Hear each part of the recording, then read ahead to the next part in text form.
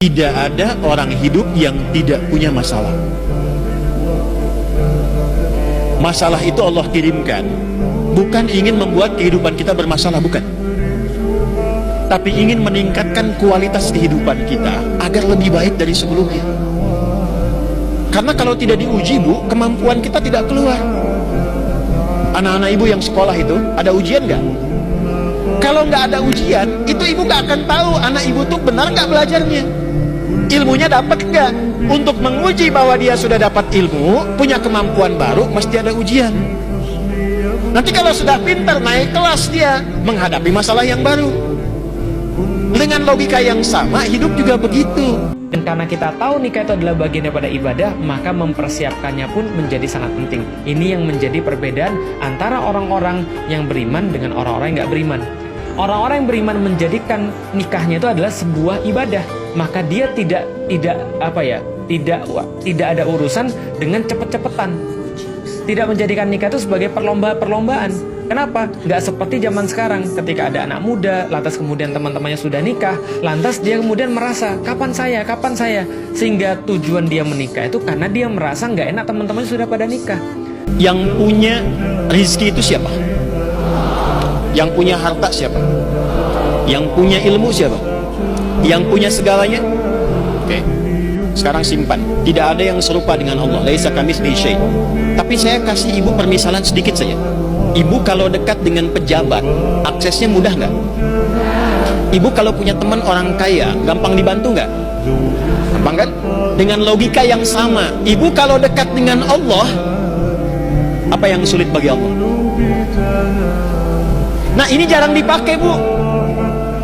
Ada persoalan, kenapa tidak dikembalikan ke Allah? Ingin sesuatu, kenapa tidak meminta ke Allah?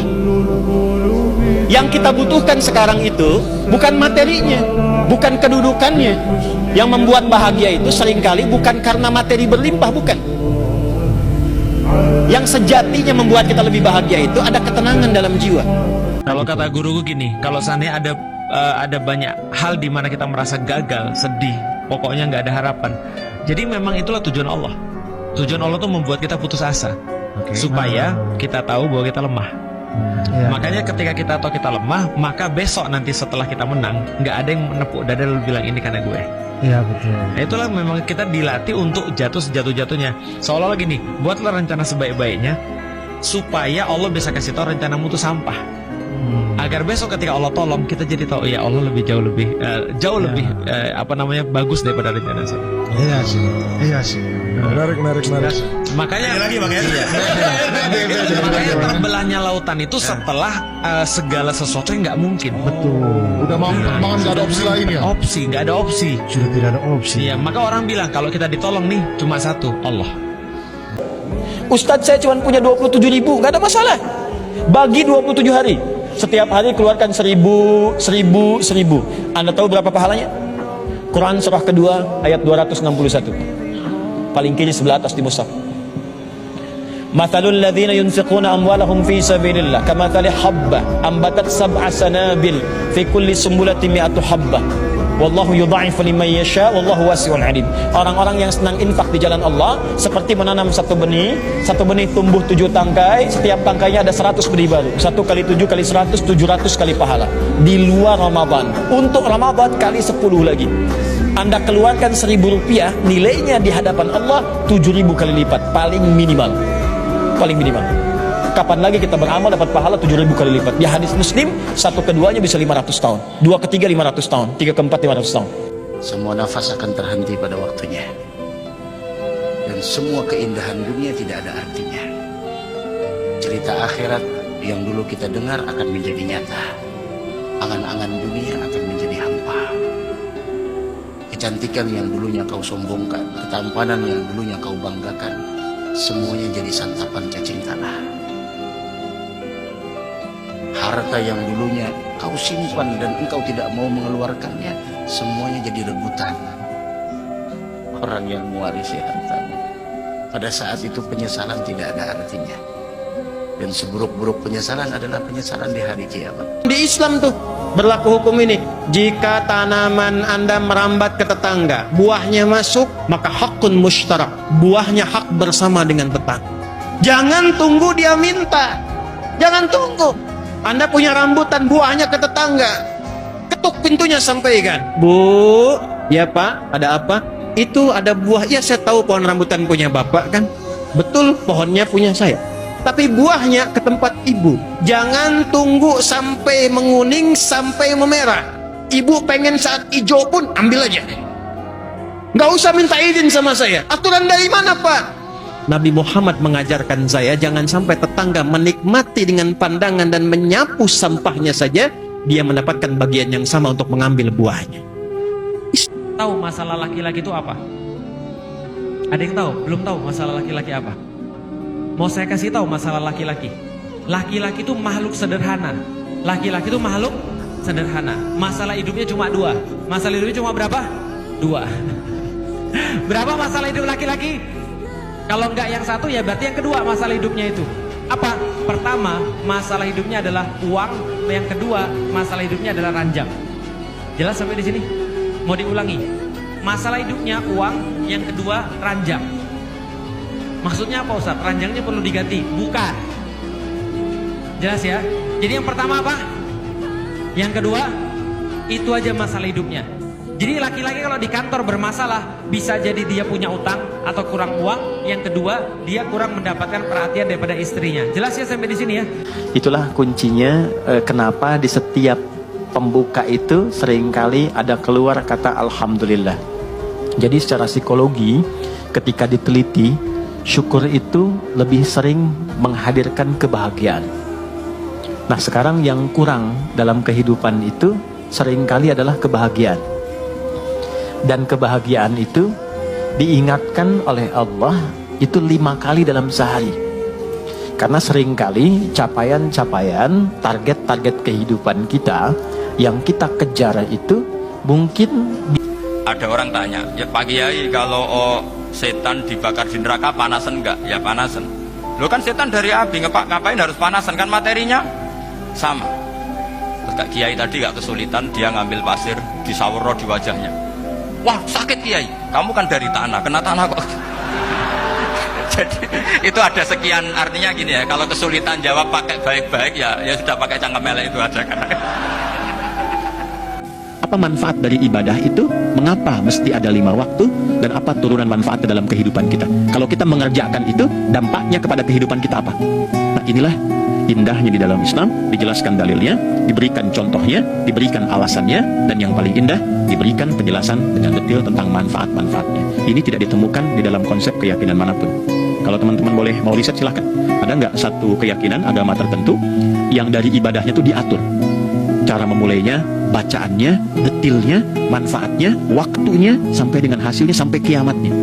Ini menunjukkan bukan karya manusia. Bukan karya manusia. Kalau karya manusia, setiap orang bisa buat itu. Ya, ketika ini menunjukkan bukan karya manusia, maka pertanyaannya, dengan cara apa lagi Allah memberikan pembuktian pada kita bahwa Ia Tuhan yang hak yang harus kita sembah. Orang kalau sudah mendapatkan hidayah dari Allah, salah satu bentuknya ada motivasi yang kuat untuk meningkatkan iman. Bagaimana cara meningkatkan iman itu? Maka turunannya dalam bentuk eksekusi ibadah. Ya, wa yuqimunas salat. Jadi mulai senang salat. Ya, jadi kalau ada orang mulai senang salat, bahkan mulai tidak ingin kehilangan salat sunnah. Dulu fardu tertinggal biasa, sekarang kehilangan sunnah jadi gelisah. Nah, itu tanda pertama Allah mulai mencintainya dengan menanamkan hidayah pada jiwanya. Kalau sudah ada seperti itu nanti, yang pertama didapatkan kebahagiaan. Jadi kalau orang ibadah itu bukan dunia yang pertama didapatkan, tapi ketenangan hati. Ada kebahagiaan yang selama ini belum teraih. Dia nggak bisa dibeli, dia nggak bisa ditukar dengan jabatan kedudukan tertentu. Itu ketenangan. Dan Allah nggak akan pernah menyia-nyiakan sholat seseorang yang dikerjakan karena imannya. Karena engkau mengerjakan sholat itu dengan imanmu, maka Allah nggak menyia-nyiakan imanmu itu. Maksudnya apa? Walaupun arah kiblatnya tidak tahu mengarah kepada sisi yang belum berubah, tetap dihitung pahalanya sempurna karena imannya. Beda antara orang yang beriman dengan yang belum beriman adalah pada sholatnya. Jadi kalau ada orang mengatakan sudah beriman dan tidak menunaikan sholat, Ini artinya keimanannya belum diakui sepenuhnya oleh Allah Subhanahu wa taala. Jelas ya? Saya dulu waktu masih kafir, saya dulu nonton videonya Ustadz Nababan berdebat dengan para pemuka agama Nasrani atau Kristen ya. Saya nonton, saya suka sekali dengan gaya Ustadz Nababan, tegas gitu ya.